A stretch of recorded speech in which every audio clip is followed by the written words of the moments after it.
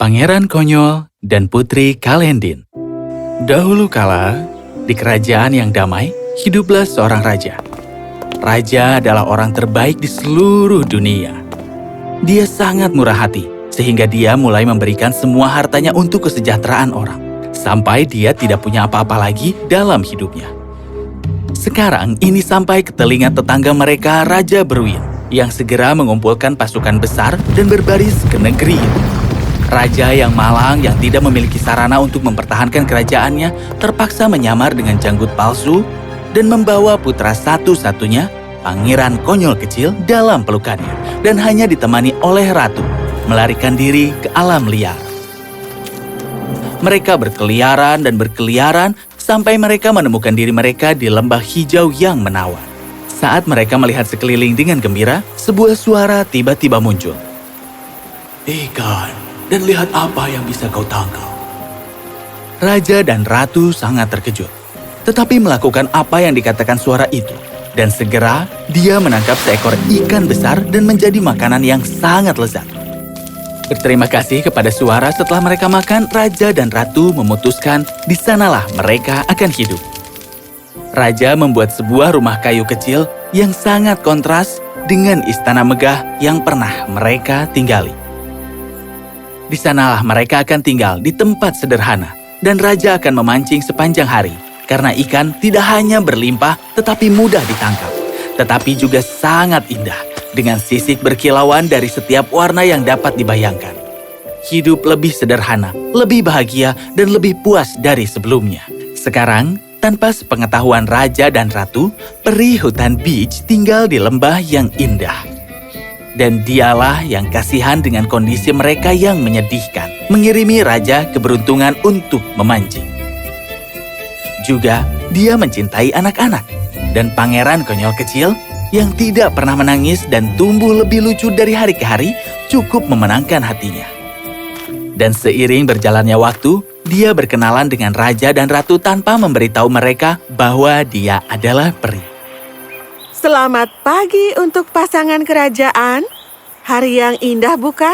Shh, peri, kau seharusnya tidak memanggil kami seperti itu. Ah, kau terlalu khawatir. Di mana pangeran kita pagi ini? Di mana menurutmu? Ah, apakah kau keberatan kalau aku membawanya ke kota hari ini? Anak laki-laki itu harus belajar bahwa ada dunia di luar sana. Raja dan ratu saling memandang merasa resah. Tetapi mereka tahu bahwa peri itu benar, karena seorang anak laki-laki harus belajar tentang dunia saat tumbuh dewasa. Tentu, tapi tolong bawa dia kembali sebelum senja. Tentu saja, tentu saja. Dan dengan demikian, mulailah rutinitas sehari-hari. Peri hutan itu membawa pangeran ke istananya, di mana peri itu memberinya makanan, kue tar, dan setiap hal baik lainnya. Ini adalah cara yang dia pilih untuk membuatnya menyukainya. Pangeran Konyol yang pada awalnya cukup terkejut mengetahui bahwa dia adalah peri, kemudian berterima kasih atas kebaikannya. Ingat, semua ini adalah milikmu. Tapi kau tidak boleh memberitahu orang tuamu siapa aku. Setuju? Setuju. Hidup terus berjalan seperti roda kereta di jalan panjang yang mulus. Dan Pangeran Konyol tumbuh menjadi seorang pemuda yang menawan. Namun terlepas dari ketampanannya, dia menjadi begitu sombong dan sembrono, sehingga dia meninggalkan kehidupan pedesaannya yang damai, dan bergegas mengejar semua keriangan bodoh di kota tetangga, di mana wajahnya yang tampan dan sikapnya yang menawan dengan cepat membuatnya populer. Anak kami, bagaimana dia? Dia baik, Yang Mulia. Dan aku minta maaf. Aku tidak tahu itu. Oh, tolong jangan minta maaf. Itu demi kebaikannya. Aku kira itu adalah darah bangsawan dalam dirinya yang tidak dapat mengatasi gaya hidup pedesaan. Raja dan ratu sedih, dan peri hutan sama-sama khawatir. Tepat pada saat ini, peri itu menerima kunjungan dari seorang teman lamanya bernama Saradin, yang bergegas masuk ke rumahnya dengan begitu terengah-engah, sehingga dia hampir tidak bisa bicara. Wow, tenang. Ada apa?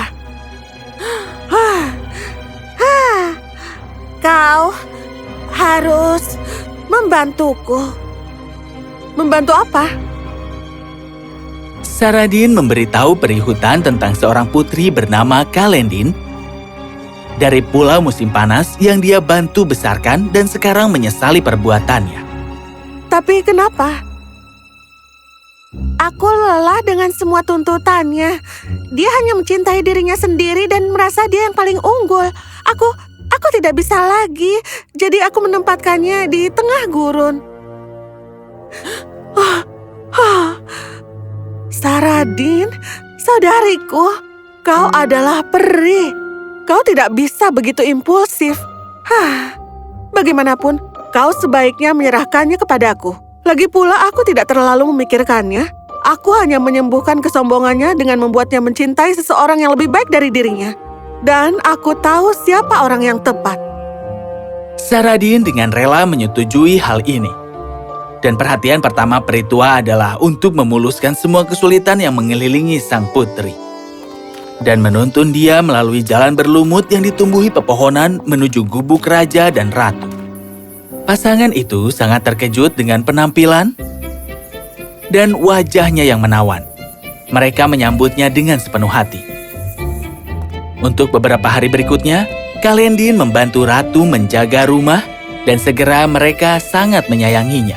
Sang ratu menceritakan semua tentang putranya, pangeran konyol yang tampan dan menawan. Dan entah bagaimana, putri Kalendin menumbuhkan keinginan aneh untuk bertemu dengannya. Peri hutan yang tahu persis apa yang dipikirkan putri, memutuskan sekaranglah waktunya. Putri, ayo ikut aku. Peri hutan membawa Kalendin ke istananya, tapi tidak sebelum mengucapkan mantra.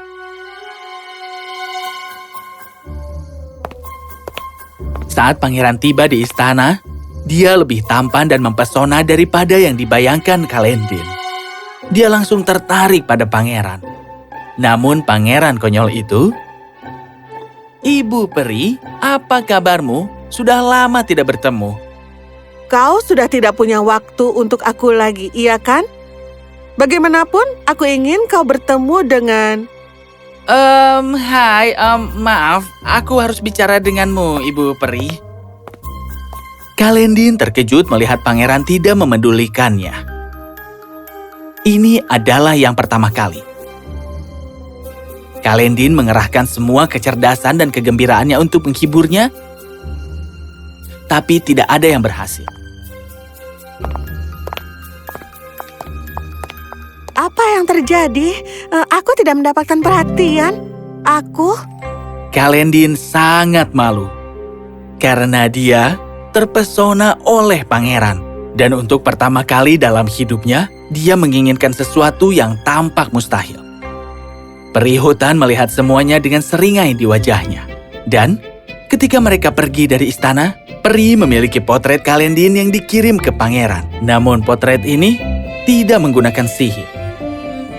Ya ampun, siapa dia?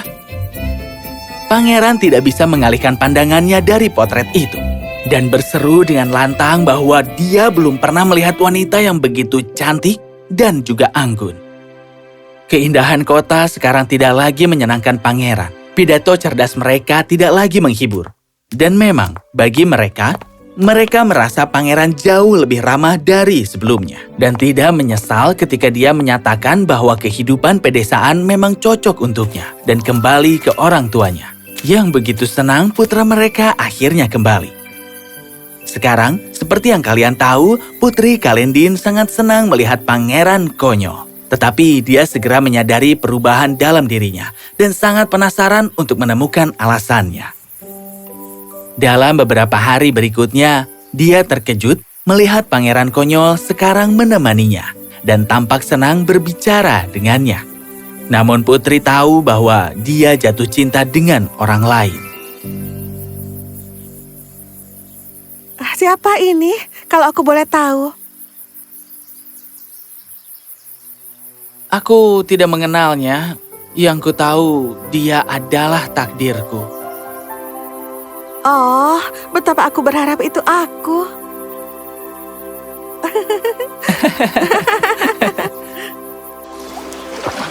Waktu berlalu, Kalendin dan pangeran menjadi teman yang sangat baik.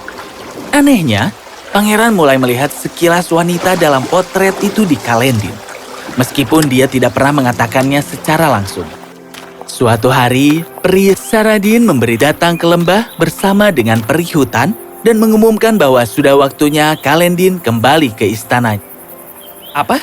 Tidak, kau tidak bisa. Kenapa tidak, pangeran? Karena Karena apa? tidak ada.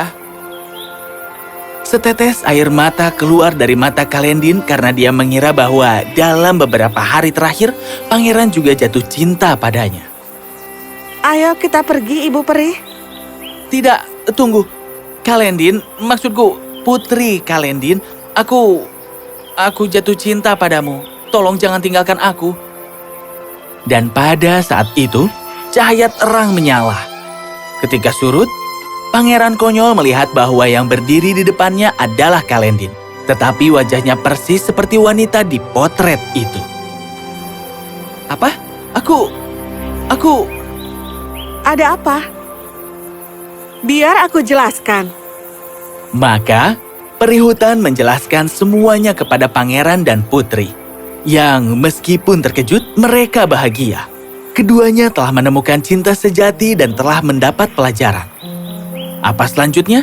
Ya, bukan pernikahan yang megah, tetapi sesuatu yang lebih baik. Dengan bantuan pasukan Kalendin, mereka mendapatkan kembali kerajaan mereka dengan mengalahkan Raja Bruin. Dan kemudian terjadilah pernikahan megah.